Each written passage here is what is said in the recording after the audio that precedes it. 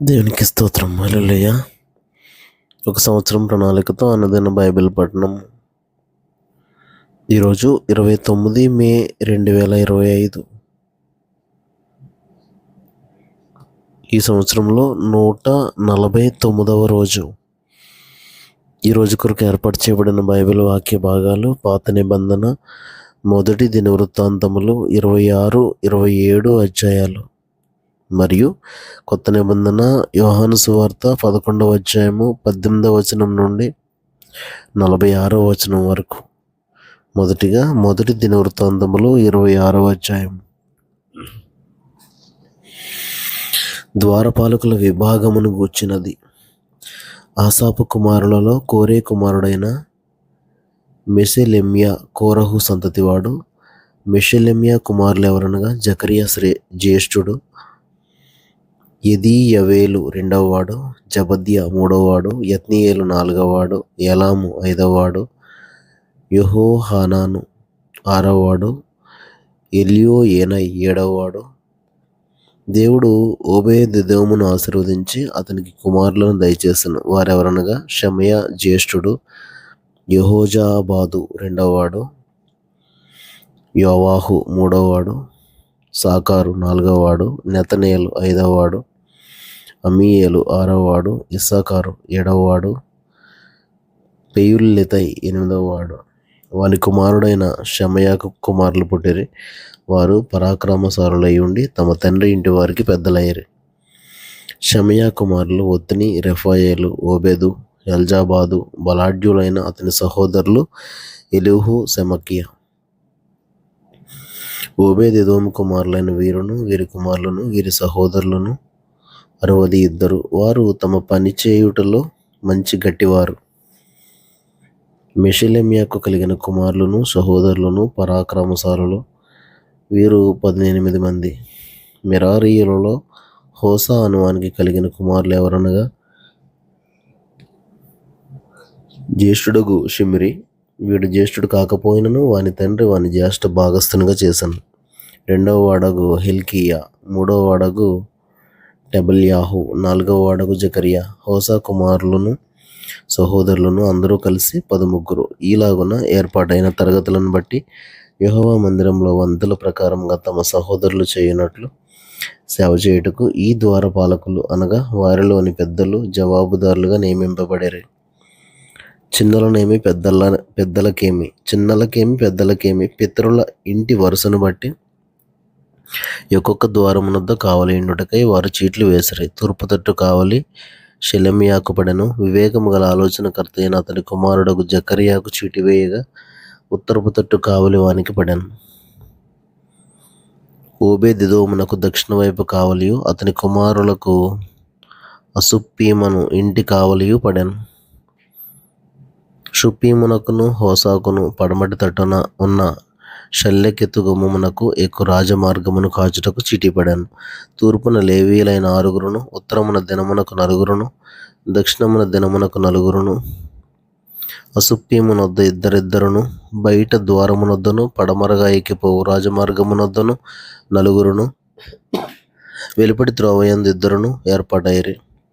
కోరే సంతతి వారిలోను మెరారీయుల్లోను ద్వారం కనిపెట్టేవారికి ఇలాగూ వంతులాయను. కడకు లేవీయులలో అహీయా అనువాడు దేవుని మందిరపు బొక్కసమును ప్రతిష్ఠితములకు వస్తువుల బొక్కసములను కాచువాడుగా నియమింపబడెను. లద్దాను కుమారులను గూర్చినది. గెర్షోనీయుడైన లద్దాను కుమారులు అనగా గెర్షోనీయులై తమ పితరుల ఇండ్లకు పెద్దలై ఉన్న వారిని గూర్చినది. యెహీయేలీ కుమారుడైన జాతామును వాని సహోదరుడైన యోవేలును యెహోవా మందిరపు బొక్కసములకు కావలి కాయువారు. అమ్రామీయులు, ఇసహారీయులు, హెబ్రోనీయులు, ఉజ్జీయేలీయులు అని వారిని గూర్చినది. మోషే కుమారుడైన గెర్షోమునకు పుట్టిన షెబూయేలు బొక్కసము మీద ప్రధానిగా నియమింపబడాను. ఎలియేజరు సంతతి వారగు షెబూయేలు సహోదరులు ఎవరనగా వాని కుమారుడైన రెహబ్యా కుమారుడైన యెషయా కుమారుడైన యెహోరాము కుమారుడైన జిక్రీ కుమారుడైన షెలోమీతు. యెహోవా మందిరం ఘనముగా కట్టించుటకై రాజైన దావీదును పితరుల ఇంటి పెద్దలను, సహస్రాధిపతులను, శతాధిపతులను, సైన్యాధిపతులను, యుద్ధములలో పట్టుకుని ప్రతిష్ఠించిన కొల్లసొమ్ము ఉన్న బొక్కసొమ్ములకు షెలోమీతును వాని సహోదరులను కావలి కాయువారైరి. దీర్ఘదర్శి సమూయేలును, కీషు కుమారుడైన సౌలును, నేరు కుమారుడైన అబ్నేరును, సెరూయా కుమారుడైన యోవాబును ప్రతిష్ఠించిన సొమ్మంతయు షెలోమీతు చేతి క్రిందను వాని సహోదరుల చేతి క్రిందను ఉంచబడెను. ఇస్సాహారీయులను గూర్చినది. వారిలో కెనన్యాయు వాని కుమారులను బయటి పని జరిగించుటకై ఇజ్రాయేలీయులకు లేఖికులుగాను న్యాయాధిపతులుగాను నియమింపబడిరి. హెబ్రోనీయులను గూర్చినది. అషబ్యాయును వాని సహోదరులను పరాక్రమశాలులను 1700 సంఖ్య గలవారు. వీరు యొర్దాను ఈవల పడమటి వైపున నుండు ఇజ్రాయేలీయుల మీద యెహోవా సేవను గూర్చిన వాటన్నిటి విషయంలోనూ రాజు నియమించిన పని విషయంలోనూ పై విచారణకర్తలుగా నియమింపబడిరి. హెబ్రోనీయులను గూర్చినది. హెబ్రోనీయుల పితరుల ఇంటి పెద్దలందరికీ యెరియా పెద్దయాయను. దావీదు ఏలుబడిలో 40వ సంవత్సరమున వారి సంగతి విచారింపగా వారిలో గిలాదు దేశంలోని యాజేరునందున్న వారు పరాక్రమశాలులుగా కనబడిరి. పరాక్రమశాలులకు వానికి సహోదరులు 2700 మంది ఇంటి పెద్దలుగా కనబడిరి. దావీదు రాజు దేవుని సంబంధమైన కార్యముల విషయంలోను రాజకార్యముల విషయంలోను రూబేనీయుల మీదను గాదీయుల మీదను మనష్షే అర్ధగోత్రపు వారి మీదను వారిని నియమించాను.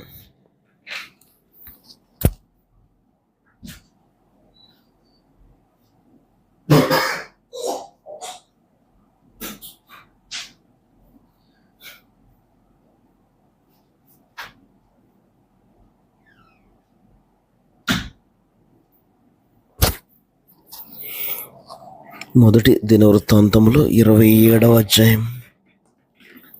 జనసంఖ్యను బట్టి ఇజ్రాయేలీయుల పితరుల ఇంటి పెద్దలు, సహస్రాధిపతులు, శతాధిపతులు అని వారి లెక్కను గూర్చినది. అనగా ఏర్పాటైన వంతుల విషయంలో ఏటేటా నెలవంతున రాజునకు సేవ చేసిన వారిని గూర్చినది. వీరి సంఖ్య 24,000.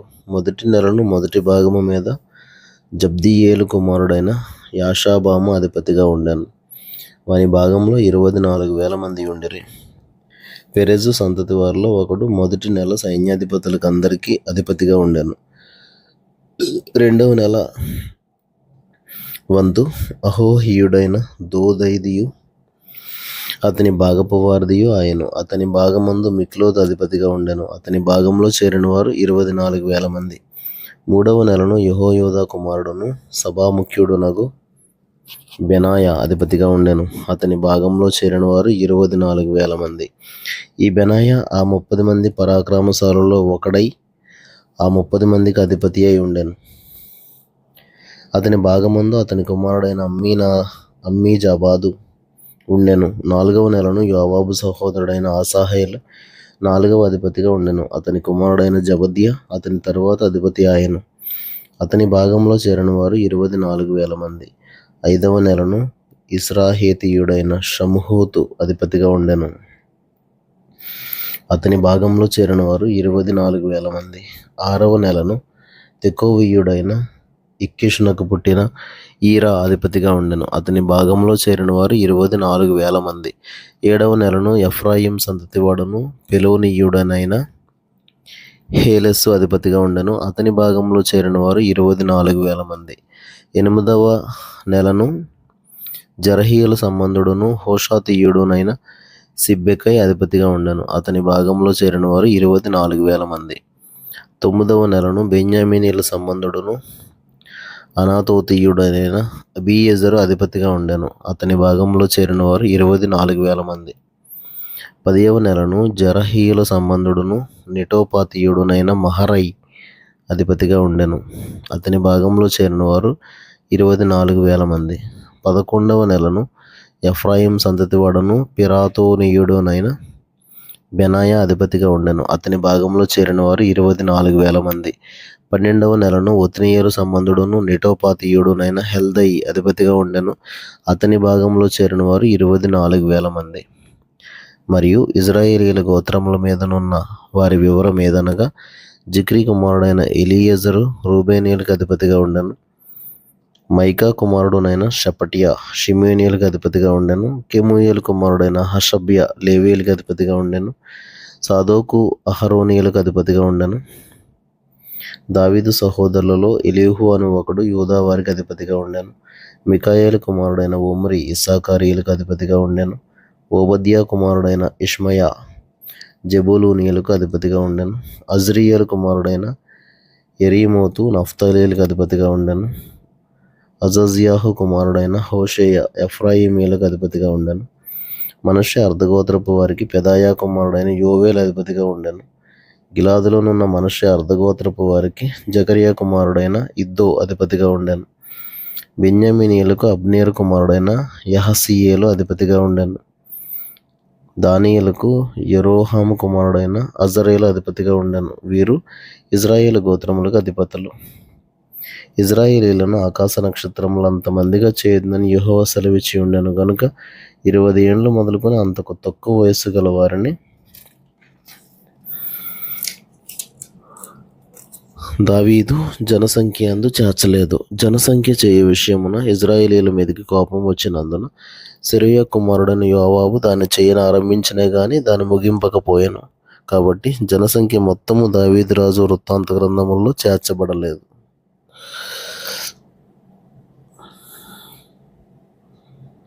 రాజు బొక్కసముల మీద అదీయేలు కుమారుడైన అజ్మావేతు నియమింపబడెను. అయితే పొలముల్లోను పట్టణముల్లోను గ్రామముల్లోను దుర్గముల్లోను ఉండు ఆస్తి మీద ఉజ్జియా కుమారుడైన యెహోనాతాను నియమింపబడెను. పొలములో పనిచేయు వారి మీదను భూమి దున్ను వారి మీదను కెలూబు కుమారుడైన ఎజ్రీ నియమింపబడెను. ద్రాక్ష తోటల మీద రామాతీయుడైన షిమీయు, ద్రాక్ష తోటల ఆదాయమైన ద్రాక్షరసం నిలువ చేయు కొట్ల మీద షిష్మీయుడైన జబ్దియు నియమింపబడిరి. షెఫేలా ప్రదేశమున నుండి ఒలీవ చెట్ల మీదను మేడి చెట్ల మీదను గెదేరీయుడైన బయల్ హనాను నియమింపబడెను. నూనె కొట్ల మీద యోవాష్ నియమింపబడెను.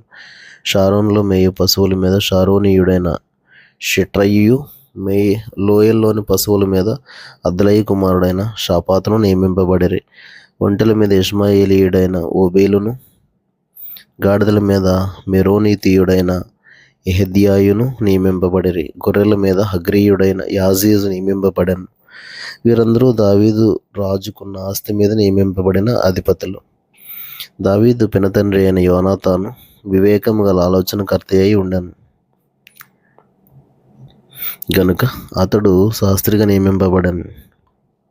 హక్మోని కుమారుడైన యెహీయేలు రాజు కుమారుల యొద్ద ఉండుటకు నియమింపబడెను. అహీతోపెలు రాజునకు మంత్రి, అర్కీయుడైన హూషై రాజునకు తోడు. అహీతోపెలు చనిపోయిన మీదట బెనాయా కుమారుడైన యెహోయోదాయును అబ్యాతారును మంత్రులైరి. యోవాబు రాజు యొక్క సేనకు అధిపతిగా నియమింపబడెను.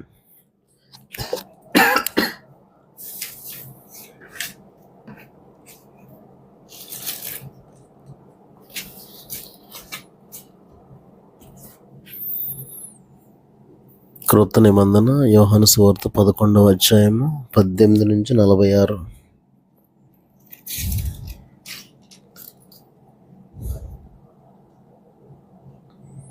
బేతనియ యెరూషలేమునకు సమీపమై ఉండెను. దానికి ఇంచుమించు కోసెడు దూరం గనుక యూదులలో అనేకులు వారి సహోదరుని గూర్చి మార్తను మరియను ఓదార్చుటకై వారి యొద్దకు వచ్చి ఉండిరి. మార్త యేసు వచ్చుచున్నాడని విని ఆయన్ని ఎదుర్కొని వెళ్ళాను గాని మరియ ఇంటిలో కూర్చుండి ఉండెను. మార్త యేసుతో, ప్రభువా, నీవిక్కడ ఉండిన ఎడల నా సహోదరుడు చావకుండును. ఇప్పుడైనను నీవు దేవుని ఏమడిగినను దేవుడు నీకు అనుగ్రహించుననియు ఎరుగుదుననెను. యేసు, నీ సహోదరుడు మరలా లేచునని ఆమెతో చెప్పగా, మార్త ఆయనతో, అంత్యదినమున పునరుత్థానమందు లేచునని ఎరుగుదుననెను. అందుకు యేసు, పునరుత్థానమును జీవమును నేనే. నా యందు విశ్వాసం ఉంచువాడు చనిపోయినను బ్రతుకును, బ్రతికి నా యందు విశ్వాసం ఉంచు ప్రతివాడును ఎన్నటికీ చనిపోడు. ఈ మాట నమ్ముచున్నావా అని ఆమెను అడిగాను. ఆమె, అవును ప్రభువా, నీవు లోకమునకు రావాల్సిన దేవుని కుమారుడవైన క్రీస్తు అని నమ్ముచున్నానని ఆయనతో చెప్పాను. ఆమె ఈ మాట చెప్పి వెళ్ళి, బోధకుడు వచ్చి నిన్ను పిలుచుచున్నాడని తన సహోదరి అయిన మరియను రహస్యంగా పిలిచాను. ఆమె విని త్వరగా లేచి ఆయన వద్దకు వచ్చాను. యేసు ఇంకనూ ఆ గ్రామంలోనికి రాక మార్త ఆయనను కలుసుకుని చోటనే ఉండెను. కనుక ఆ ఇంటిలో మరియతో కూడాను మరియతో కూడా నుండి ఆమెను ఓదార్చుచుండిన యూదులు మరియా త్వరగా లేచి వెళ్ళట చూచి ఆమె సమాధి వద్ద ఏడ్చుటకు అక్కడికి వెళ్ళుచున్నది అనుకుని ఆమె వెంట వెళ్ళిరి. అంతటా మరియా యేసు ఉన్న చోటికి వచ్చి ఆయనను చూచి ఆయన పాదముల మీద పడి, ప్రభువా, నీవిక్కడ ఉండిన యెడల నా సహోదరుడు చావకుండుననెను. ఆమె ఏడ్చుటయు ఆమెతో కూడా వచ్చిన యూదులు ఏడ్చుటయు యేసు చూచి కలవరపడి ఆత్మలో మూలుగుచు అతన్ని ఎక్కడ నుంచుతారని అడుగగా, వారు, ప్రభువా, వచ్చి చూడమని ఆయనతో చెప్పిరి. యేసు కన్నీళ్లు విడిచెను. కాబట్టి యూదులు అతనిని ఎలాగూ ప్రేమించనో చూడుడని చెప్పుకొనిరి. వారిలో కొందరు, ఆ గ్రుడ్డివాని కన్నులు తెరిచిన ఈయన ఇతనిని చావకుండా చేయలేడా అని చెప్పిరి. యేసు మరలా తనలో మూలుగుచూ సమాధి వద్దకు వచ్చెను. అది ఒక గుహ. దాని మీద ఒక రాయి పెట్టి ఉండెను. యేసు రాయి తీసివేయడని చెప్పగా, చనిపోయిన వాని సహోదరి అయిన మార్త, ప్రభువా, అతడు చనిపోయి 4 దినములైనది గనుక ఇప్పటికి వాసన కొట్టునని ఆయనతో చెప్పాను. అందుకు యేసు, నీవు నమ్మిన యెడల దేవుని మహిమ చూతువని నేను నీతో చెప్పలేదా అని ఆమెతో అనెను. అంతటా వారు ఆ రాయి తీసివేసిరి. యేసు కన్నులు పైకెత్తి, తండ్రి, నీవు నా మనవి వినినందున నీకు కృతజ్ఞతాస్తుతులు చెల్లించుచున్నాను. నీవెల్లప్పుడూ నా మనవి వినుచున్నావని నేను ఎరుగుదును. గాని నీవు నన్ను పంపితివని చుట్టూ నిలిచి ఉన్న ఈ జనసమూహము నమ్మునట్లు వారి నిమిత్తమై ఈ మాట చెప్పితినెను. ఆయన అలాగూ చెప్పి, లాజరు బయటికి రమ్మని బిగ్గరగా చెప్పగా, చనిపోయిన వాడు కాళ్ళు చేతులు ప్రేత వస్త్రములతో కట్టబడిన వాడై వెలుపలికి వచ్చాను. అతని ముఖమునకు రుమాలు కట్టి ఉండెను. అంతటా యేసు, మీరు అతని కట్లు విప్పిపోనీయుడని వారితో చెప్పాను. కాబట్టి మరియా వద్దకు వచ్చి ఆయన చేసిన కార్యమును చూచిన యూదులలో అనేకులు ఆయన యందు విశ్వాసం ఉంచిరి. కానీ వారిలో కొందరు పరిసయ్యుల వద్దకు వెళ్ళి యేసు చేసిన కార్యములను గూర్చి వారితో చెప్పిరి. దేవుడు తన పరిశుద్ధ వాక్యమును మన వినికిడిలో దీవించునుగాక. ఆమేన్.